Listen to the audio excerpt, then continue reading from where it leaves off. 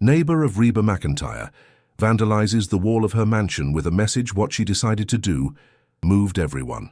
The morning sun cast golden rays across the pristine white walls surrounding Reba McEntire's Nashville estate, but 12-year-old Lily Martinez barely noticed the beauty as she pressed her face against the guest bedroom window. Her heart raced with anticipation, clutching a worn sketchbook filled with months of secret artwork she had been dying to show her famous grandmother. This summer visit wasn't just about spending time with Grammy Reba. It was about finally revealing her dream of becoming an artist who could touch hearts the same way her grandmother's music had touched millions. Lily had inherited more than just the McEntire determination. She possessed an artistic soul that saw beauty where others saw ordinary moments. Her thick brown hair, pulled back in a messy ponytail, revealed paint-stained fingers that told stories of countless hours spent creating. Unlike her grandmother's path to stardom through music, Lily's calling whispered through paintbrushes and colored pencils. She had spent the entire school year in Phoenix working on pieces that combined her Mexican heritage from her father's side with the country spirit she absorbed during her summer visits to Nashville. "Grammy's going to love the sunset painting," she whispered to herself, flipping through pages of landscapes, portraits, and abstract pieces that would make any art teacher proud. Her favorite piece depicted Reba performing on stage, but instead of a typical concert scene, Lily had painted musical notes floating from her grandmother's mouth and transforming into birds that carried hope to people in the audience. The symbolism wasn't lost on the young artist. She understood that art, like music, had the power to heal and inspire. The house still held the quiet stillness of early morning. Lily knew her grandmother would be in the kitchen soon, preparing her famous buttermilk pancakes while humming melodies that would later become chart-topping hits.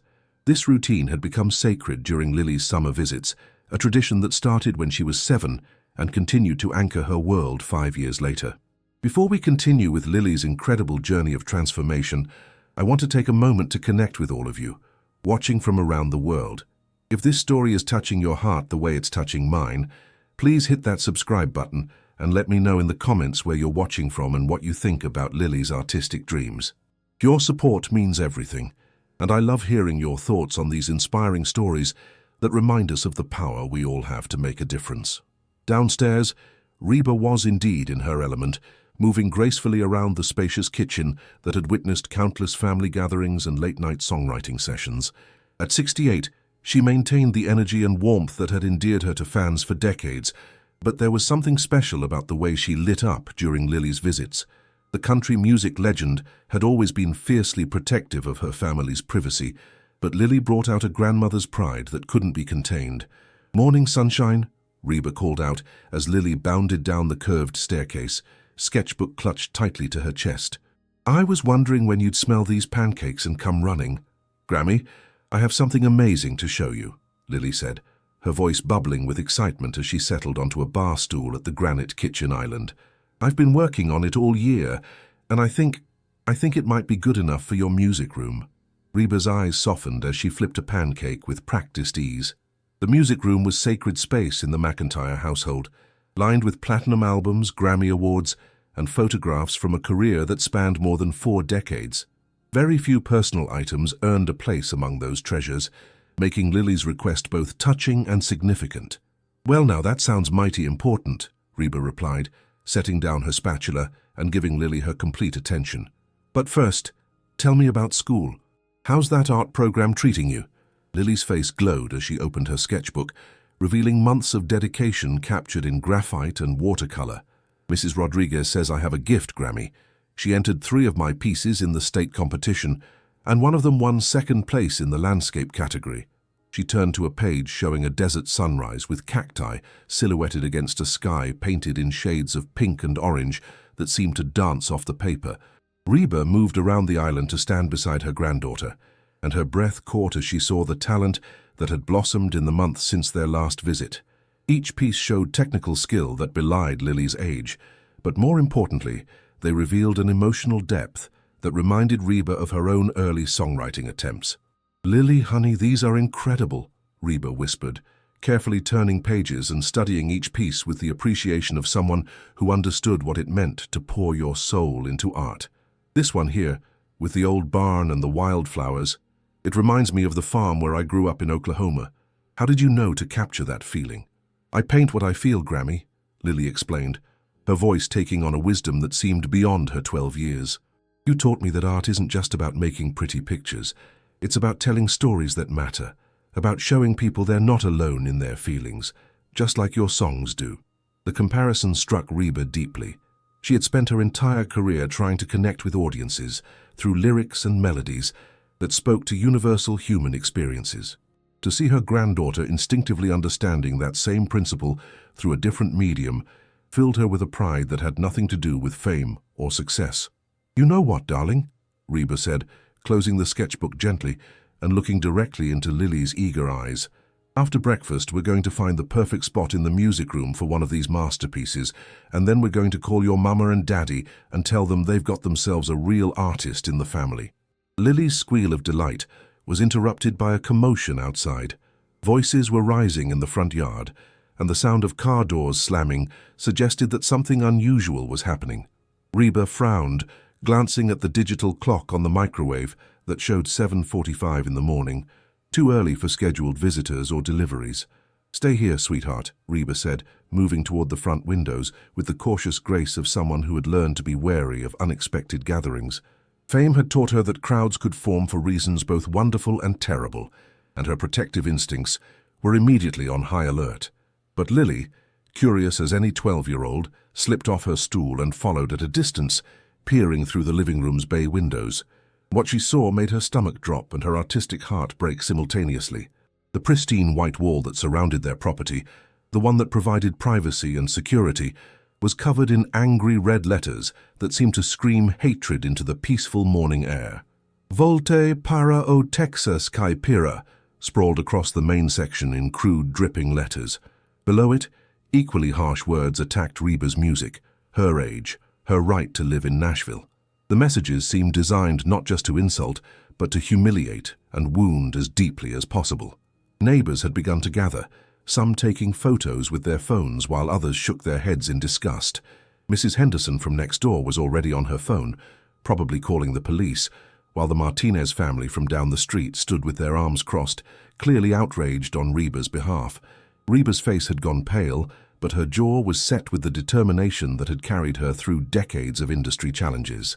37 years I've lived in this house, she murmured, more to herself than to Lily. Never had anything like this happen. Lily watched her grandmother's reaction carefully, seeing beyond the controlled exterior to the hurt that flickered in her eyes. This wasn't just vandalism.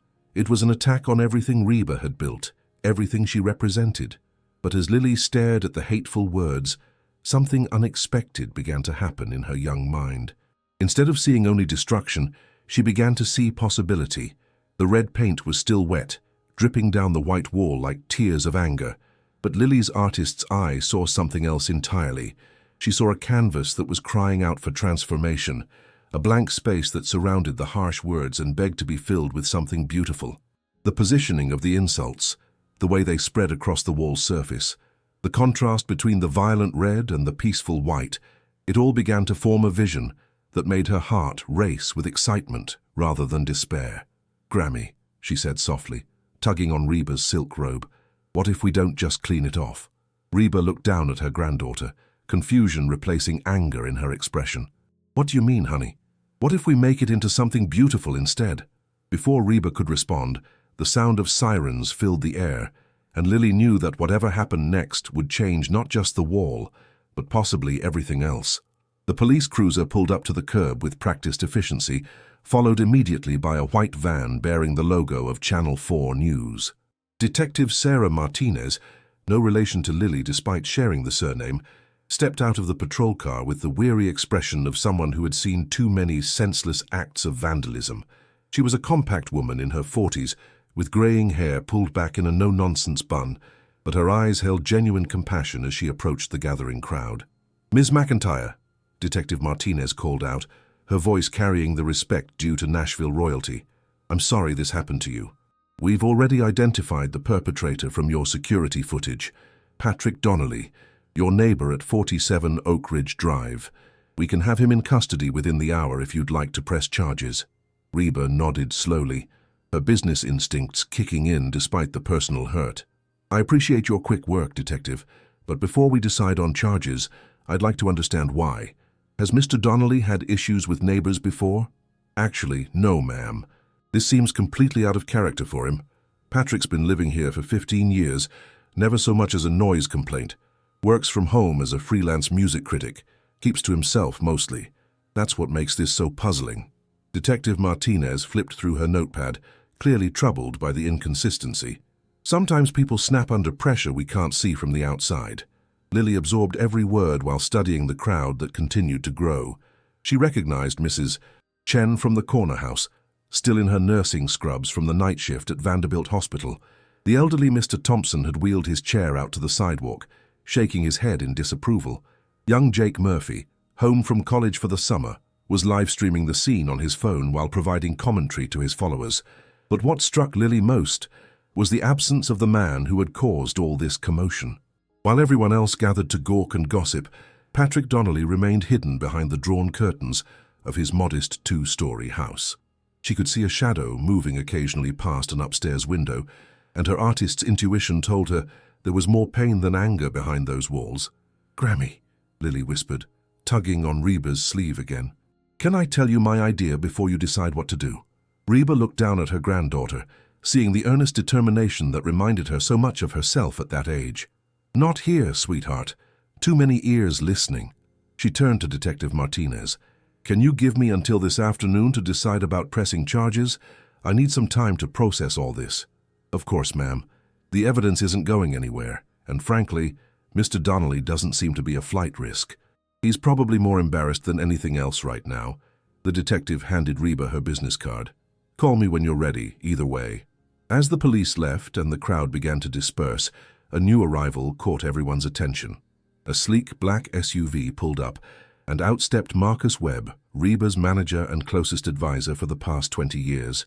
Marcus was a tall, distinguished African-American man whose calm demeanor had guided Reba through countless career crises, but his expression this morning showed barely controlled fury. "Reba, honey, I came as soon as I heard," Marcus said, embracing his longtime friend and client. "The photos are already circulating on social media. We need to get ahead of this narrative immediately. I've got a cleaning crew on standby and a painter who can have this wall looking brand new by tonight. Then we pursue charges to the fullest extent and make sure this lunatic understands the consequences of attacking country music royalty." "Marcus, slow down," Reba said, raising her hand in a calming gesture. "I haven't decided how I want to handle this yet. Lily has an idea she wants to share with me first." Marcus looked down at the 12-year-old with the bemused expression adults often wear when children insert themselves into grown-up conversations. "I'm sure Lily has wonderful ideas, but this is a business matter now.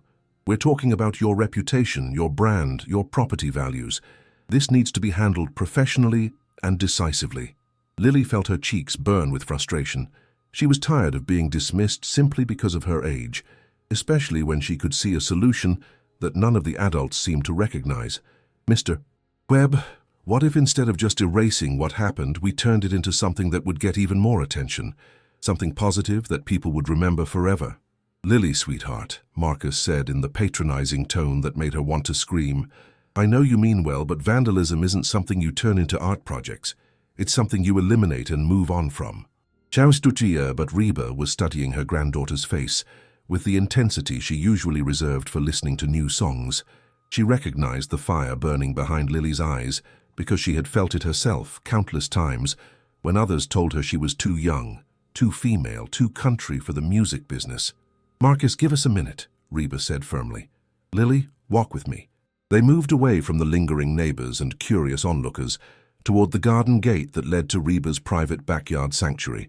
The space was filled with native Tennessee wildflowers and fruit trees that provided both beauty and privacy. A small gazebo sat in the center, surrounded by wind chimes that created a gentle melody in the morning breeze. "Now then," Reba said, settling onto the gazebo bench and patting the space beside her. "Tell me exactly what you're thinking, and don't leave out any details." Lily took a deep breath, organizing her thoughts the way her art teacher had taught her to plan a complex composition. "Grammy, what if we don't see this as vandalism? What if we see it as the beginning of something beautiful? Those angry words, they're just waiting to be surrounded by love and hope and forgiveness. Go on, Reba encouraged, genuinely curious about where this was heading.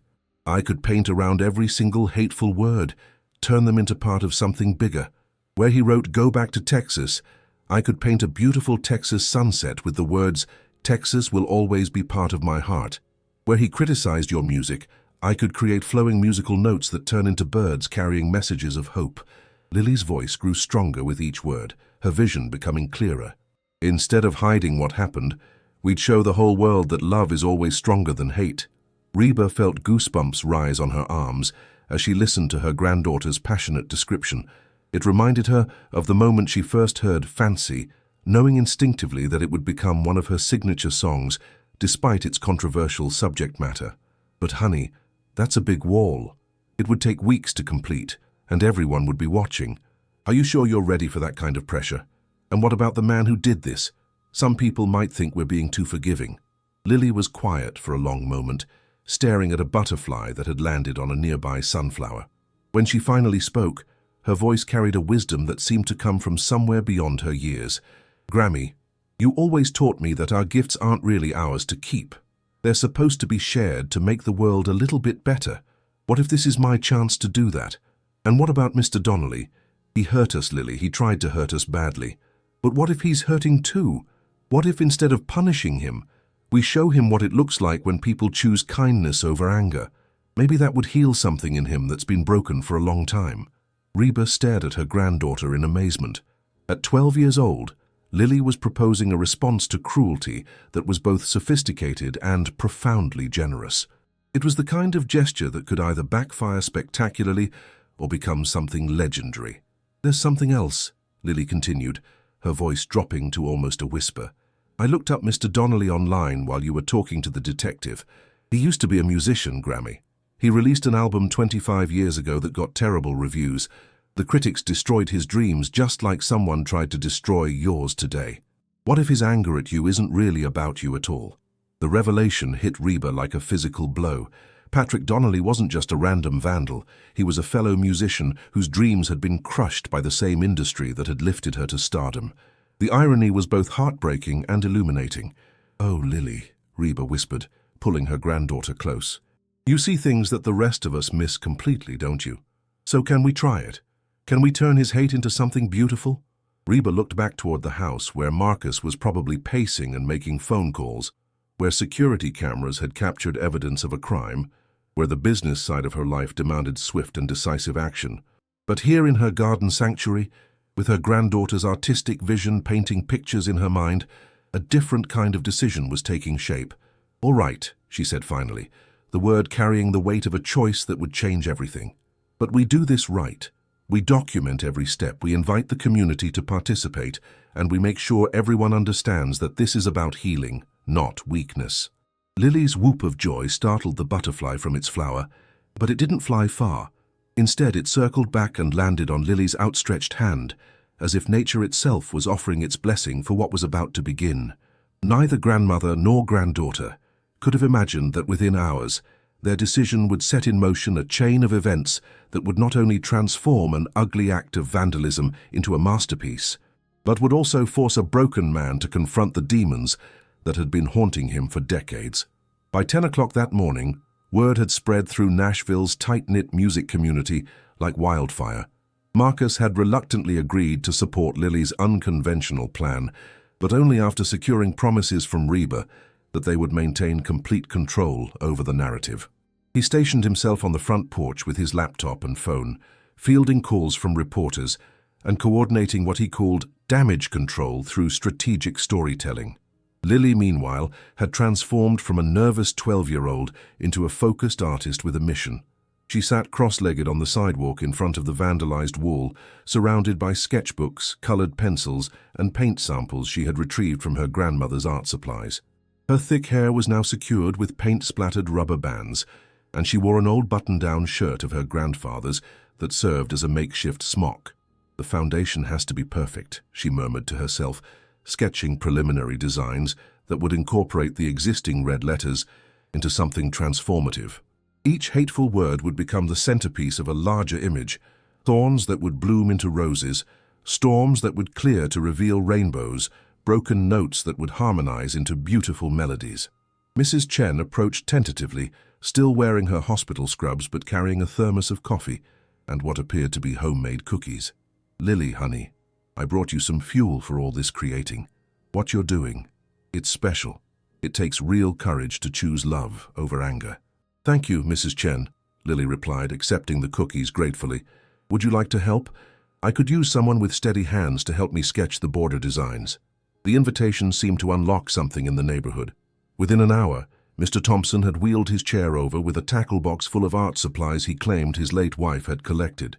Young Jake Murphy had abandoned his live stream to help organize the growing collection of paints, brushes, and canvases that neighbors were donating. Even the Martinez family from down the street arrived with their 2 teenage daughters, who immediately began sorting colors and preparing paint mixtures under Lily's careful direction. But the most significant arrival came just before noon. A battered pickup truck pulled up to the curb, and out stepped a woman who looked to be in her early 40s, with calloused hands and paint-stained jeans that suggested she was no stranger to artistic work. She had shoulder-length auburn hair, streaked with premature gray, and eyes that held both determination and uncertainty. "Excuse me," she called out to the group. "I'm Sarah Donnelly. Patrick is my husband." The activity around the wall stopped completely. Lily looked up from her sketching, studying the woman's face and seeing something there that made her heart race with possibility rather than fear. Sarah Donnelly had the bearing of someone who had carried heavy burdens for a long time, but there was something else, a flicker of hope that seemed to grow stronger as she took in the scene before her. "Mrs. Donnelly," Reba said, stepping forward with the grace that had made her a beloved figure for decades. "I appreciate you coming over. This must be a difficult situation for your family." "It is," Sarah admitted, her voice steady but emotional. "But I need you to know that Patrick he's not the angry man who did this. At least he wasn't always. He used to be the kindest person I knew. The music industry. It broke something in him that I've been trying to help him heal for 25 years. Lily set down her pencil and stood up, approaching Sarah with the directness that often made adults uncomfortable, but was somehow exactly what the moment required. "Mrs. Donnelly, would you tell me about his music? About who he was before he got hurt?" Sarah's eyes filled with tears, but she managed to smile as memories surfaced. "Oh, honey, he was magical. He could take the simplest melody and turn it into something that made you believe in love again. He wrote our wedding song, you know, Tennessee Mornings, about how every sunrise felt like a gift when we were together." She paused, looking toward her house where Patrick remained hidden. "He hasn't played guitar in 15 years, not since the last reviewer said his music was an embarrassment to the Nashville legacy." The revelation hit the gathered group like a physical force. Here was the real story behind the vandalism. Not random hatred, but a wounded artist lashing out at a success that reminded him of his own devastating failure. Lily felt pieces of a larger puzzle clicking into place in her mind, a picture that was both heartbreaking and hopeful. "Mrs. Donnelly," Lily said carefully, "what if there was a way to help him remember who he used to be? What if instead of being angry about what he did, we invited him to be part of fixing it?" "I don't understand what you mean," Sarah replied, but there was curiosity in her voice. Lily gestured toward the wall where her preliminary sketches were beginning to show how hatred could be transformed into beauty. "I want to turn this whole wall into a mural about second chances and forgiveness, but it would mean so much more if the person who started all this could help finish it, not as punishment but as healing." Sarah stared at the young girl for a long moment, then turned to look at Reba with an expression that mixed disbelief with desperate hope. "You would do that? After what he did to you?" "Mrs. Donnelly," Reba said gently, "I've made my share of mistakes in 68 years of living. What matters isn't the falling down, it's what we do when we're ready to get back up. If your husband is ready to get back up, we'd be honored to help him." The conversation was interrupted by the arrival of Channel 4's news van, followed immediately by vehicles from 2 other local stations, and a car bearing the logo of the Nashville scene.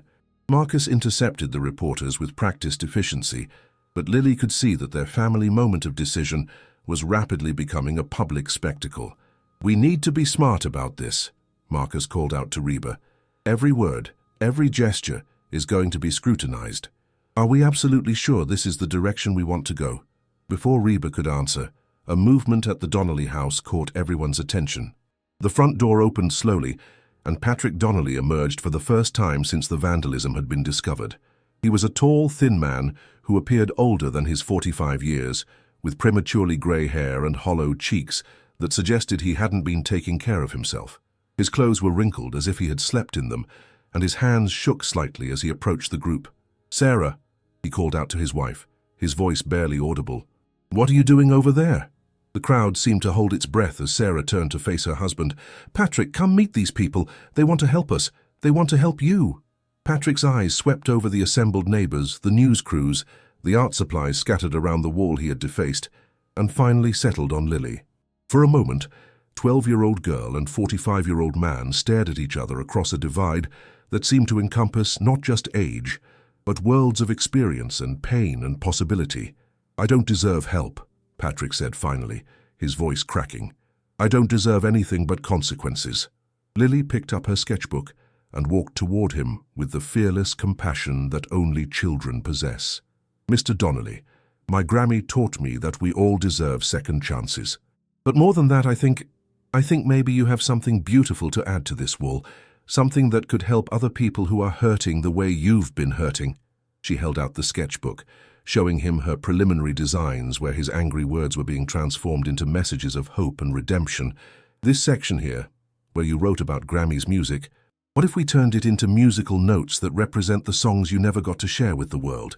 What if your pain became part of something that helps other artists believe in themselves again?" Patrick stared at the sketches, his hands trembling more violently, as he recognized not just artistic talent, but genuine understanding of what music meant to a wounded soul. The cameras were rolling, neighbors were watching, his wife was holding her breath, and this extraordinary child was offering him something he had never dared to hope for, a chance to matter again. I don't know how to paint," he whispered. "But you know how to feel," Lily replied simply. "And that's what makes art real." The moment stretched between them, filled with possibility and terror in equal measure. In the distance, more news vans were arriving, drawn by social media posts and radio reports about the country music legend and her granddaughter, who were turning vandalism into art. What none of them knew was that this conversation on a sidewalk in Nashville was about to become a catalyst for something much larger than anyone had imagined, a movement that would challenge not just one broken man to heal, but an entire community to reconsider what forgiveness and redemption could look like when offered without conditions or expectations. The silence stretched for what felt like hours, but was probably only 30 seconds. Patrick's eyes remained fixed on Lily's sketches, his mind apparently wrestling with possibilities he had long ago abandoned. The news cameras captured every micro-expression, every tremor of his hands, every shallow breath that suggested a man standing at the edge of either salvation or complete collapse. "I wrote a song once," Patrick said finally, his voice so quiet that everyone had to lean in to hear him. "About second chances. About how sometimes the worst thing that happens to you can become the doorway to something beautiful. I believed that when I wrote it. I don't know if I believe anything anymore." Lily closed the sketchbook gently and looked directly into Patrick's haunted eyes. "Mr. Donnelly, what if believing isn't something that happens all at once? What if it's something that grows one brushstroke at a time, one small choice to hope instead of giving up?" Sarah Donnelly covered her mouth with her hand, tears streaming down her face as she watched her husband confront emotions he had buried for decades. She had prayed for this moment, had hoped for some catalyst that might break through the walls Patrick had built around his wounded heart, but she never could have imagined it would come in the form of a 12-year-old artist with paint-stained fingers and an unshakable faith in human goodness. "The song was called Broken Strings," Patrick continued, still staring at the sketches. "About how even a guitar with broken strings can still make music if you're willing to work with what you have instead of mourning what you've lost." He looked up at Lily with something that might have been the beginning of hope. Maybe that could be part of your mural." The impact of his words rippled through the gathered crowd. Mrs. Chen began to cry openly, remembering her own struggles as an immigrant nurse who had been told her accent made her unemployable. Mr. Thompson gripped the wheels of his chair tighter, thinking about the music career he had abandoned after a car accident took his legs 40 years ago. Even the teenage Martinez girls exchanged glances, that suggested they understood something about feeling broken and searching for ways to make music anyway. "Yes," Lily whispered, her voice filled with excitement that seemed to energize the entire street. "Yes, that's perfect. We could paint a broken guitar that's still creating beautiful sounds, with the music flowing out and lifting people up. And the words you wrote on the wall, we could make them part of the lyrics, part of the healing." Reba stepped forward, recognizing the moment when artistic vision meets emotional breakthrough, the same lightning-in-a-bottle feeling she had experienced when recording her greatest songs. "Patrick, would you be willing to write out those lyrics for Lily to incorporate into the mural?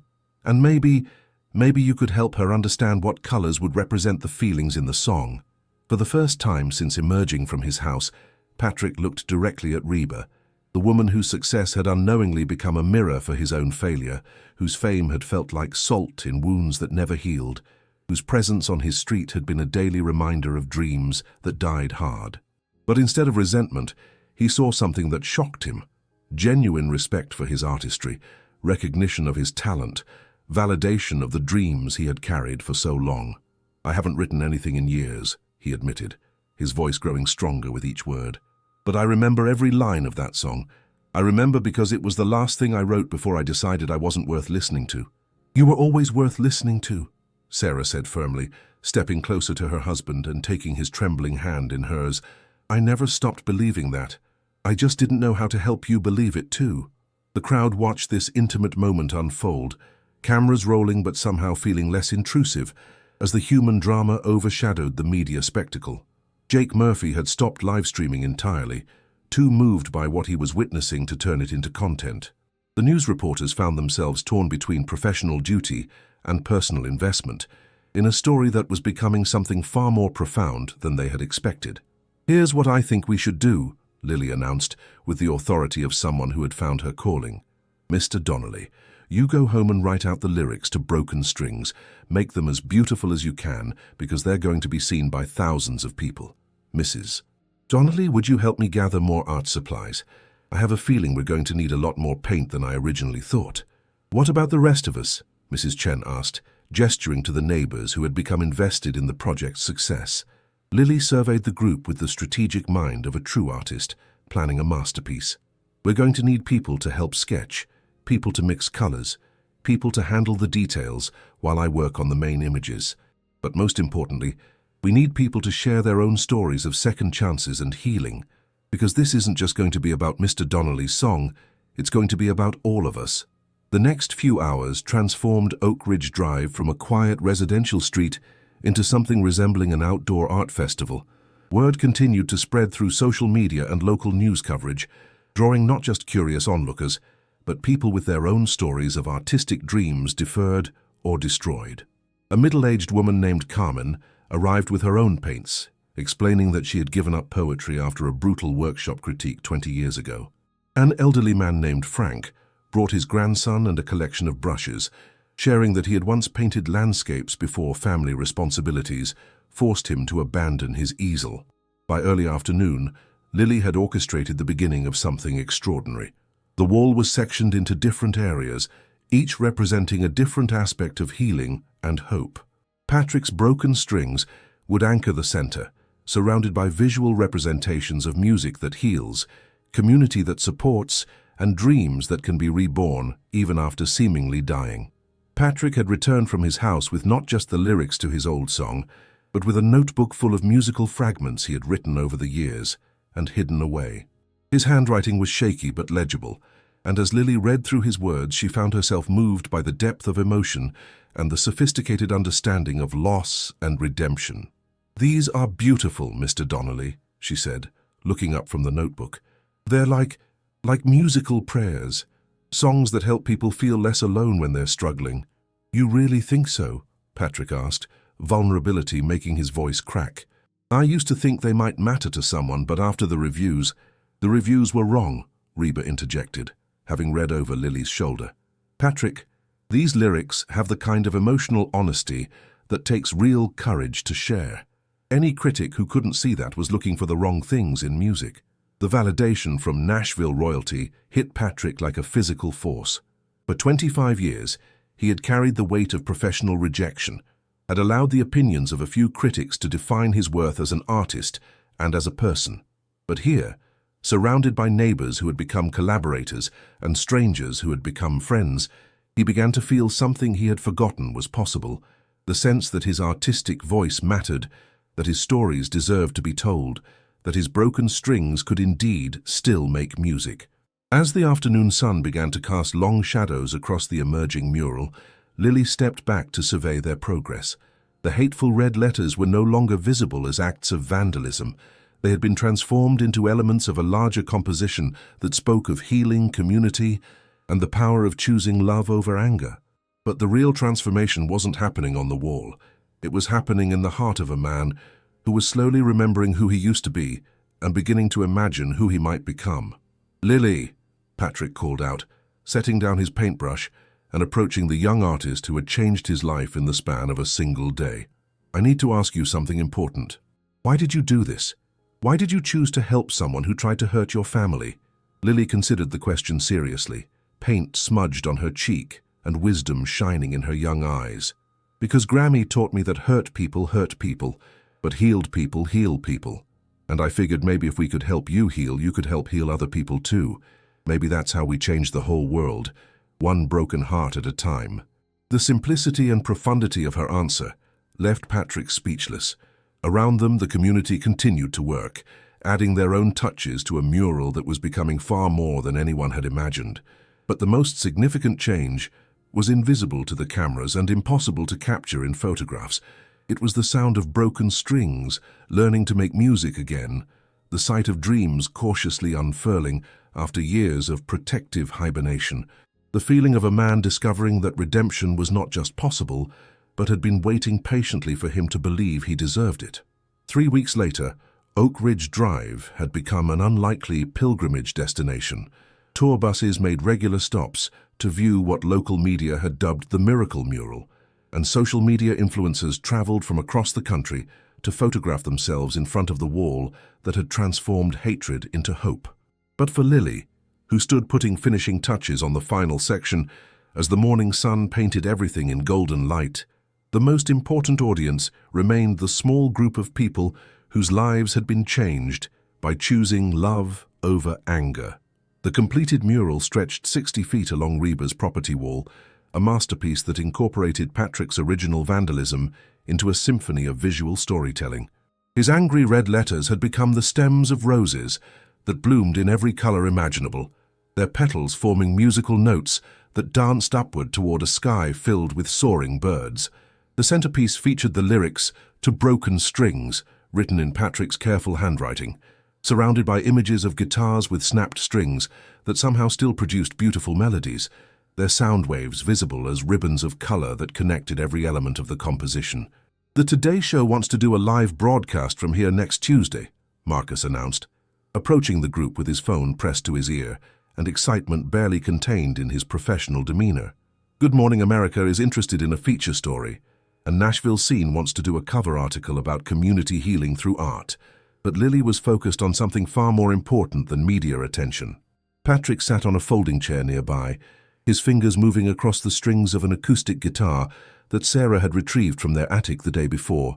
It was the same instrument he had written "Broken Strings" on 25 years ago, now restrung and tuned, producing sounds that seemed to surprise even him with their beauty.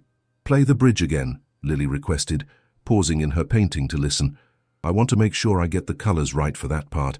Patrick's voice, rusty from years of silence, began to strengthen as he sang the words that had poured from his wounded heart decades ago.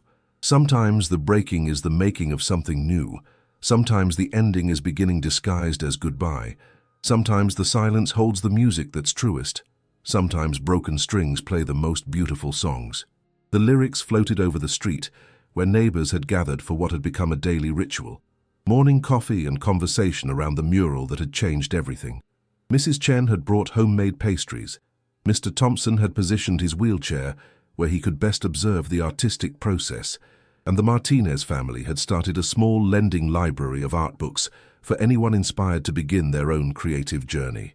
"Patrick," Reba said, settling into a chair beside the man who had unknowingly given her family the greatest gift imaginable, "I've been thinking about something all week.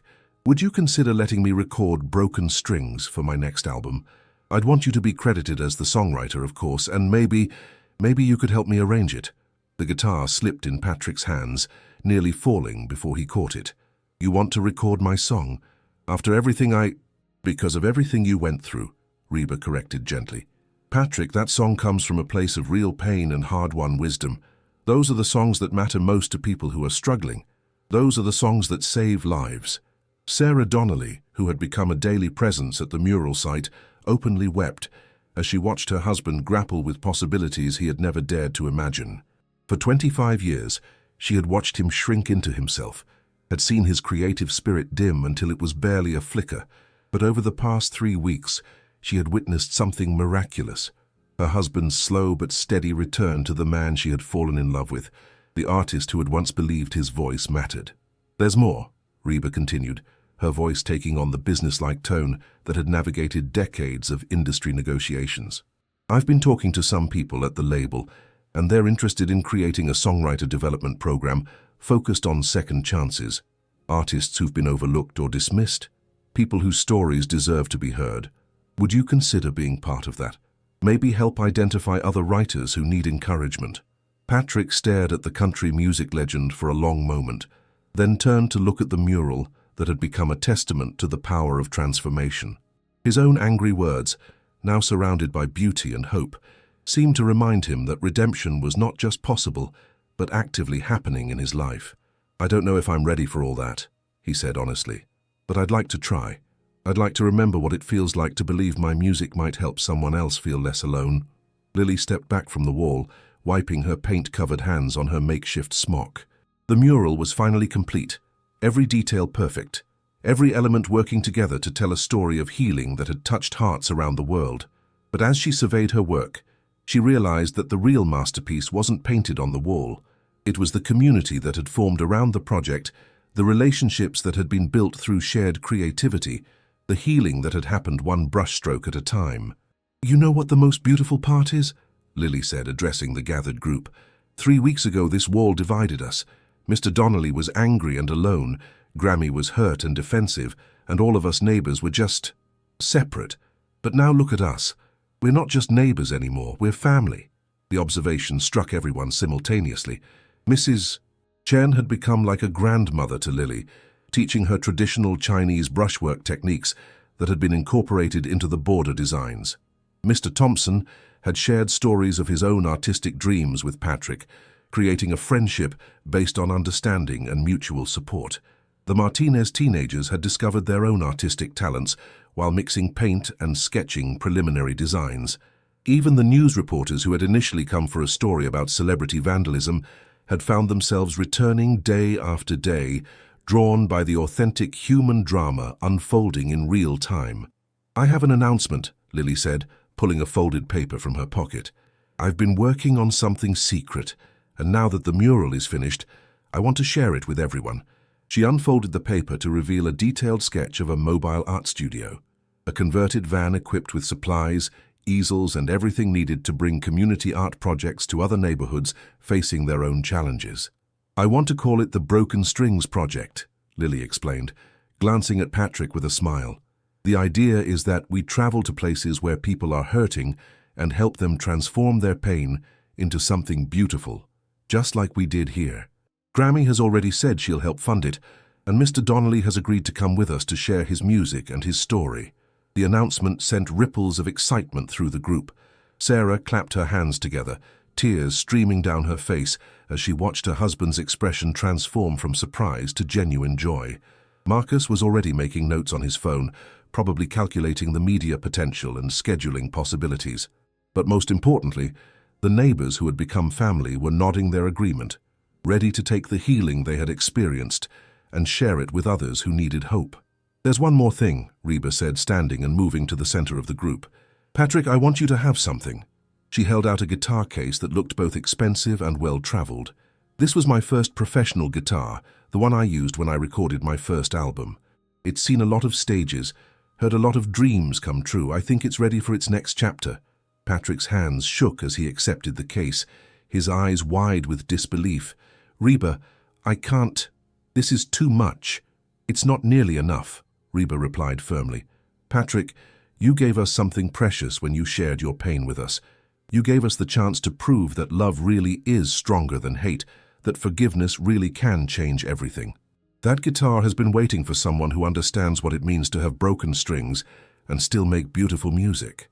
As Patrick opened the case and lifted out the gleaming instrument, Lily stepped forward with her sketchbook one final time. On the last page, she had drawn a picture of all of them. Reba and Patrick playing guitars together, Sarah and Lily painting side by side, Mrs. Chen and Mr. Thompson sharing stories, the Martinez family adding their own touches to a community mural. At the bottom, in careful lettering, she had written the words that had become their motto: "Broken strings still make the most beautiful songs."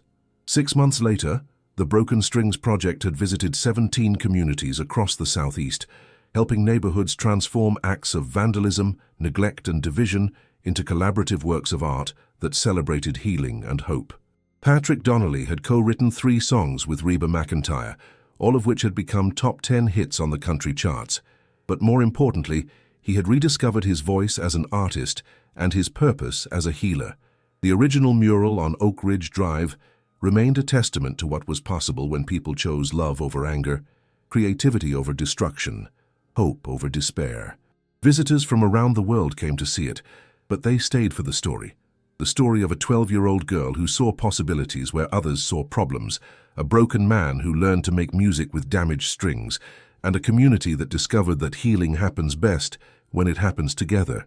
And on quiet mornings when the tour buses hadn't arrived yet, and the neighbors gathered for coffee and conversation, you could still hear Patrick's guitar and Reba's voice harmonizing on Broken Strings, their music floating over a wall that had been transformed from a symbol of hatred into a masterpiece of hope, reminding everyone who heard it that sometimes the most beautiful songs come from the places where we've been most deeply wounded, and that redemption is always possible for those brave enough to believe in second chances.